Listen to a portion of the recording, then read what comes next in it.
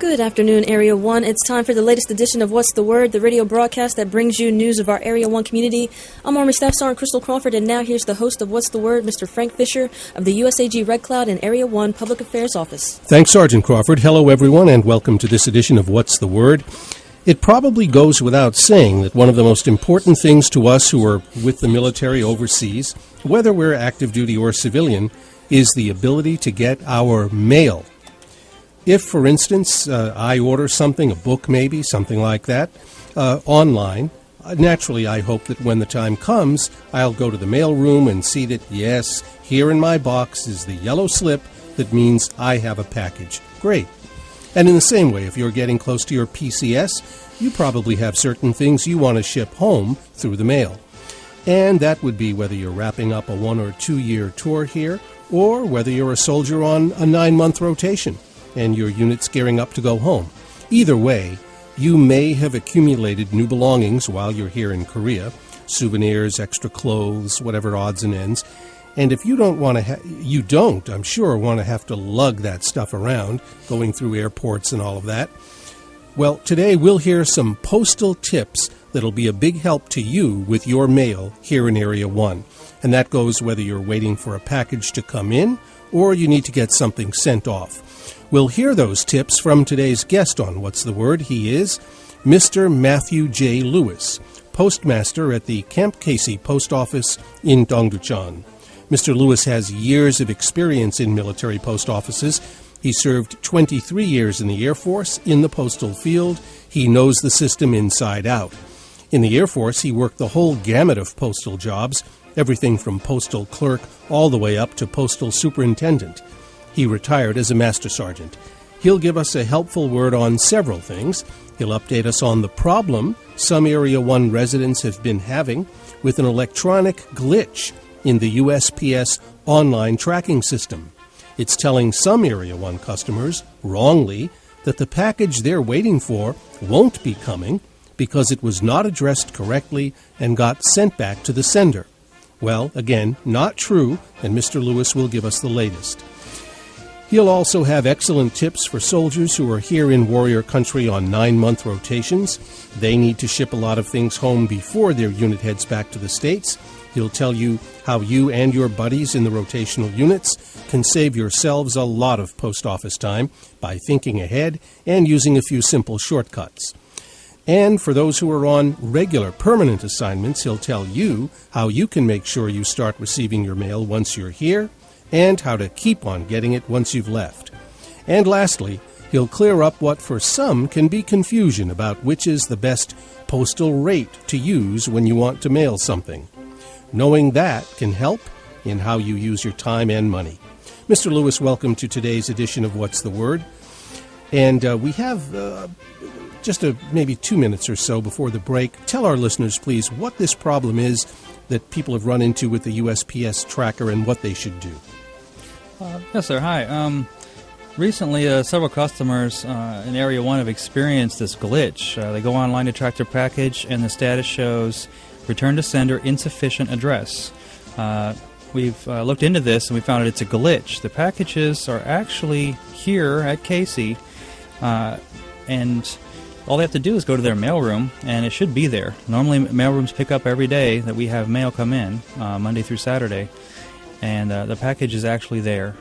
So they go to their mailroom first, and if it's not there, they can bring the tracking number to us, and we can help them further. That's good to know. Now, if, let's say they do that, they go to the mailroom, and they do it maybe a few times over a period of days, and they strike out each time, and they come to the post office with the tracking number, and what will you be able to do to help them? How will you help them? We will look into our files. We have a paper system. When the mail clerks come and pick up the mail at the Casey post office, they have to sign on a piece of paper for all the tracking numbers they take away from us for their unit. So we'll go through our paperwork and find the form where the mail clerk has signed, and we'll show them a copy of that, and so they have proof that the mail clerk actually did come and pick it up, in fact. Do we hear anything as to what caused this glitch, and do we have any word on when it's likely to be fixed? At the moment, we've notified up through our chain of command at the Postal Management Division at Yongsan, and they've in turn notified the Military Postal Service Agency, which is the liaison to USPS. We've notified them, Military Postal Service Agency, and they're currently working with USPS to fix the issue. At this time, we have not received a fixed date. Mm-hmm. Any ballparks that they're going with so far, or not so much? I'm hoping within a couple weeks. It usually takes them a little time to dig through the code and find these type of glitches. And from what you understand, though, if I've understood what you've told me in an earlier conversation and what you said just now, it sounds like despite this incorrect message that some of our Area 1 postal customers are running into, in fact, their packages are coming through, are getting to where they need to go, which is the mailroom. Yep, that is correct. It's just on the tracking website. It shows it's been returned. I mean, the Casey, all military post offices do not even have that capability to label a package insufficient address. It will only say return to sender if we actually do return it. So that's a good way to tell on the website when you look if it's really been returned or not. Great, thank you. Well, we'll be back after the break. Mary Lambert with Secrets right here on AF and Casey the Eagle. We're back with What's the Word Hour, and here's Frank Fisher. Thanks, Sergeant Crawford. Hello again, and today on What's the Word, we're getting practical tips that'll help you when you need to ship things through the post offices here in Area 1. Our guest is the Camp Casey Postmaster, Mr. Matthew J. Lewis. Mr. Lewis, there's something really important for soldiers in rotational units to remember as their units come up on their return to the States. What is it, please? Yes, Mr. Fisher. I know it's kind of early right now. They're probably a little bit ways away from rotating out, but it's never too early to start thinking about sending their stuff back to the States. One of the things is to mail early. However soon you can do away with that. Just go ahead and box it up and send it out to avoid the lines. If you wait till the last couple of weeks, most likely there are going to be quite a few people on your rotation. They're going to be right in line too. So as soon as you can do away with that, not using this or not using that, box it up and send it out. Another thing you can do is have the address ready to stick on your package. Even if you just a piece of paper with the from and to addresses, from in the top left and to in the middle center. And also an address for the inside of your package too. So if the address comes off, when they send it to the dead mail branch, they know where to send your package when they open up the box. That's a very interesting thought. Not only having a correctly written out shipping label on the outside of the package, but having the foresight to put one inside the package. So if things go astray, they can find out where it's supposed to go. Definitely, and especially in the non-standard containers like the footlockers and the duffel bags we received on the last rotation. It's always advised to have that address on the inside. And another tip would be to have the information in the proper place and your actual unit address. Know your unit address and what your unit number is before you come in. It helps. Have all that stuff prepared. Also have the customs forms. We have the customs forms available at the post office. You can get them in advance and take them back to your room and fill them out, or you can even print them online at the USPS webpage, usps.com, and that'll help too. So everything's ready. All you have to do is walk in with your packages and get straight in line. Another thing people can do is to hold off on sealing large footlockers and large items, big, huge, heavy boxes, because sometimes you have to take stuff out. We don't need to do a check of the parcel and see what's inside, but you may need to take some stuff out if your parcel's overweight. The maximum mailing weight is 70 pounds. So if you have too much stuff in there and it's over 70, you have to take some out and put it in a separate box to mail out. Another thing people can do is use the proper containers. You can use duffel bags and footlockers. They do work. We cannot insure duffel bags because it's such a high risk of the address coming off on the outside. It's difficult to secure the address. So I would suggest that people start looking for boxes now. Look for some nice big boxes that are still in good shape, and break them down and flatten them and put them in your room somewhere for when it's time to ship out. Those are very good practical tips. Let me go back to a couple of them. You were mentioning the labeling. Does it even happen that some soldiers don't know the correct unit name, that they show up not knowing? A lot of them haven't sent anything out here their whole tour. The first time they've come to mail something at the post office is when they're leaving. And yes, it isn't. I do get a lot of them that are switched around. The to and the from are switched. But it's important to put the from address, your current address here at Casey, up in the top left, and the to address where you're sending it to in the middle center of the address label or the piece of paper you're using. And I imagine if that is not done, it can end up causing their goods some delay in getting to where they're supposed to go. A lot of times it will come back here. We usually do a good job of checking those addresses and asking them to fix them, but it does cost them more time in the line. They have to go back and fix it. Sure. And that's a very good idea to first not seal the boxes. If you have certain things and there's a 70-pound limit, don't seal them yet. Wait till you get to the post office, get the thing weighed, and then if the clerk says, you're actually 3 pounds over, then you start thinking, okay, what do I need to take out of here to meet the weight? And as you said, they can always ship the things that have to come out in another package. Exactly. Yes, we do have tape, and you can bring your zip ties with you and zip tie your foot lockers closed if you need to after you verified the weight. And the customs forms, you said that people can fill them out before they come to the post office. They can, what is that, do it online from somewhere other than the post office? They could, yes. They can do them online anywhere you have a computer or printer, or they can come early and grab those customs forms from us and then come back later on with them filled out in their box to mail. And when you advise people, as you have, to mail early, how are we defining that in the Area 1 context when we talk about our troops who are here with the rotational units? What's a good lead time for them to adopt in sending their stuff home? I would say as early as they can afford to do without whatever they're mailing. 1 month is usually a good rule. We say 3 to 4 weeks for our cheapest rate of mailing. So if you want to save some money, try to use that SAM rate and ship at least a month out. Great, thank you. We're back after the break. And I'll be right back with your weather exchange rate and gas prices. We're back with What's the Word Hour, and here's Frank Fisher. Thanks, Sergeant Crawford.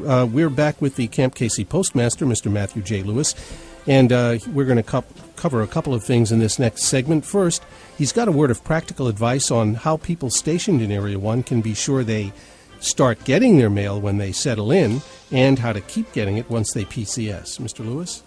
Yes. When people first arrive here, they're permanent party here. One of the permanent units that's not rotating out every 9 months. They should go to their mailroom and fill out a DA Form 3955. I call them locator cards. But they fill that card out, and that card is put on file, and that's kept in their mailroom. So when the mail clerk has a package, and they're not sure if that person's in the unit or not, or they're receiving mail there or not, they go to this card file and look for this person's name. And that's how they know that person is still here. Also, before they leave, they have to out-process the mailrooms as well. They have to leave their forwarding address on file on this same card that they filled out when they first got there. And that way, when they leave here, the mail clerk should be putting their new address on every piece of mail that arrives, and so it can get forwarded back to them wherever they went to after leaving Casey.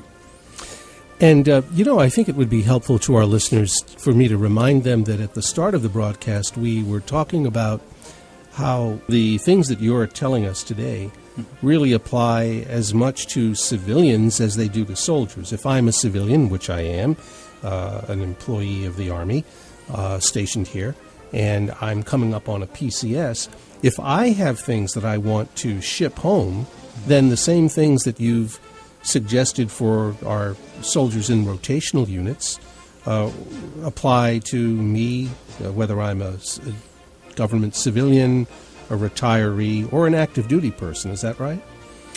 Yes, that's correct. Everybody mails out and receives pretty much the same way. Of course, Retirees have a little different limitations. They can only receive and send 16 ounces, and retirees also receive their mail through the actual KC post office. We have the mailboxes you see in our lobby are only for the retirees because they're not allowed to receive through the unit mailrooms. But the rest of the individuals, be it the government, GS civilians, or contractors, or military, active duty military, they receive their mail only through the mailrooms. And in a second, let's come back to the matter of retirees and postal service for them. But the larger point is that if you're a civilian of any kind, retiree or not, or a soldier, if you're getting ready to leave, mail. If you have things to to send home, mail early. Is that right? That's correct. Definitely mail as early as you can possibly plan for, and if it's your own personal property, mail as soon as you think you can do without that piece of personal property, whatever it may be. And all the rest of the things that you advised about making sure that that things are labeled properly, that there's not only a label securely affixed to the outside of the parcel, but that there's one also placed inside in case the package goes astray and people in the Postal Service need to figure out where it's supposed to go. All of those things apply to everybody, is that right? Yes, that's correct, definitely. And about retirees specifically, what are the 2 or 3 most important things that you would want to remind them about and that would be different, that would be unique to them, if anything? Just their mailing limitations, the receiving and sending. By the DoD postal manual, the weight limit is 16 ounces. So a lot of times when they're going online, it's important to know when they're ordering to know exactly how much that item weighs. Because if it comes and it's overweight, then we have to send it back and give them a notice saying that we had to return it because of the weight. I've heard about this before from some retirees who've talked with me over the years here in Korea.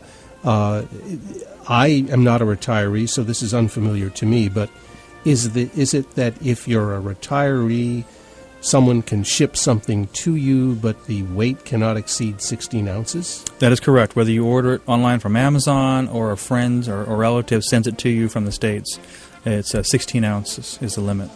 And now let's say someone in the States, let's say I'm a retiree and someone wants to send me something and it weighs not 16 ounces, but 16 pounds. If I'm willing to pay the postage, or if somebody has paid the postage, will I still not be able to receive it? No, the regulation does not allow for any variances or to pay extra postage or anything. We have to notify the addressee that we weren't allowed to deliver it because of the weight limit and to send it back, return to sender. If somebody does want to receive something that exceeds 16 ounces then, and they're a retiree here in Korea, what are their options? They can use any of the local couriers or the local the host nation postal service as well to receive those items. So if I'm a retiree and someone again wants to send me that 16-pound parcel, it's not that because I'm a retiree I'm shut out from ever receiving it. It's just that if I want to get it, I have to arrange for it to be sent through other mail channels, not through the APO. Correct. Use your home address at your house and have it delivered there. Great. Yep. We'll be back after the break. Right here on AFNKC The Eagle, where we're serving America's best. We're back with What's the Word Hour, and here's Frank Fisher. Thank you, Sergeant Crawford. Hello again. And if you're just joining us, we've been talking today with Mr. Matthew J. Lewis, Camp KC Postmaster. Mr. Lewis, go ahead, please, and clear up the confusion that some people have about guaranteed delivery rates.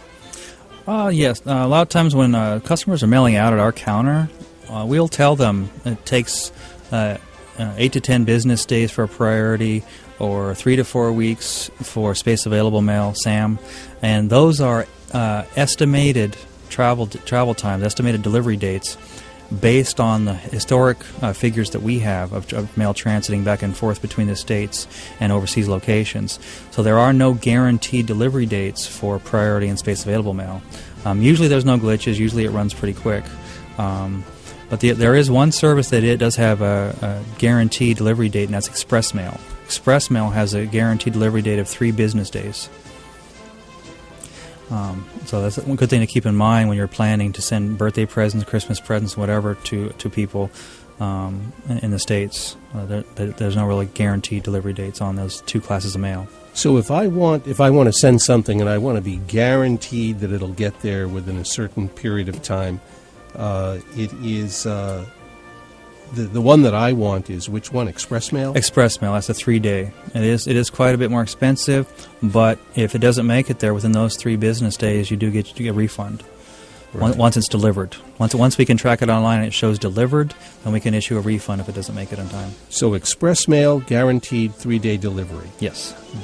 And if I don't want to do that, or if I think, oh, gee, that's more money than I want to spend to ship this, or for whatever reason, if I want other options, it's not that there are not other options there. There are, but the delivery time is not guaranteed. It's not precise. Correct. Right. And what are the most common alternatives to express mail? Most common alternatives are the priority mail, and that's 8 to 10 business days. That's the average transit time. And space available mail, SAM, is 3 to 4 weeks average. And so if someone comes into the post office and decides to send something priority mail, it's not that there is no guaranteed time period, but the postal clerk could honestly tell them, if they were to be asked, let's say, that while no, there's not any guaranteed delivery period, Right. typically, ballpark, generally speaking, usually, Right. it'll take 8 to 10 days to get to where it's going. That's correct. Is that from Korea to somewhere in the United States? Yes, that's Right. Korea to most places in the States. And keep in mind, because we're in the Pacific, the mail gets to the West Coast first and then continues traveling. So the farther east you're sending it to, add a day or 2 or 3 on to that, what normally takes you're on the farther end of the scale is what I'm saying. Instead of the 8 days, you're probably closer to the 10 days. Right. That type of thing. And the Space A, 3 to 4 weeks typically. Does Space A, mail that goes Space A, does it necessarily go by air, or does it go by ship, or sometimes one, sometimes the other? All mail leaves Korea by air. We do receive mail in by boat, and that's when people in the States send things standard mail. It can take 45 days to get here from the States, but that's sending to Korea. We do get what we call boat mail. Mail is transit by the sea. But going out of Korea, we only send mail out by air. So once it gets to the States, but even in Korea and in the States, space available mail will travel after Priority and Express. So there is a tiered effect. Most of the time, they don't have a problem with airlift out of here, so it normally gets on the same plane. But if they do experience any limitations in how much they can get out each day on the aircraft, then they will take Priority Express mail first, then Priority, and then space available. And just briefly, there's a very interesting point that you raised that you remind me of, and that's things that are coming to Korea, to us here in Korea, that are being sent to an APO address that have been sent by some company. We won't have hard feelings toward them for this. Sent by a company that sent it in a way that got it on a ship, so that it inched its way around the world before it got here. And that can take, you said, up to 45 days. If you go tracking online, it says standard mail, then yeah, it's on the boat. It could take up to 45. Right. So if you don't want that to happen, it's a good idea to check with the company or the shipper beforehand and ask them, would you be sending this by ship? Would you be sending this to Korea by the standard rate? And if they say yes and you want it sooner, then you need to ask them if they can send it by priority mail, definitely. And you'd have to be, of course, willing to pay the additional postage. Right. All right. Well, my thanks to today's guest, Mr. Matthew J. Lewis, postmaster at the Camp Casey Post Office in Dongducheon. He's with the U.S. Army Garrison Red Cloud and Area 1's Directorate of Human Resources. What's the Word airs every other Thursday at 3 p.m. here on AFN KCD Eagle. I'm Frank Fisher of the Area 1 Public Affairs Office. I've been your host for What's the Word. Handing back now to my What's the Word broadcast partner, AFN KCDJ Army Staff Sergeant Crystal Crawford. Until next time, thank you for joining us. Here's Sergeant Crawford. And as Mr. Fisher said, thanks for joining us for this edition of What's the Word, and I'll be right back with your weather, exchange rate, and gas prices.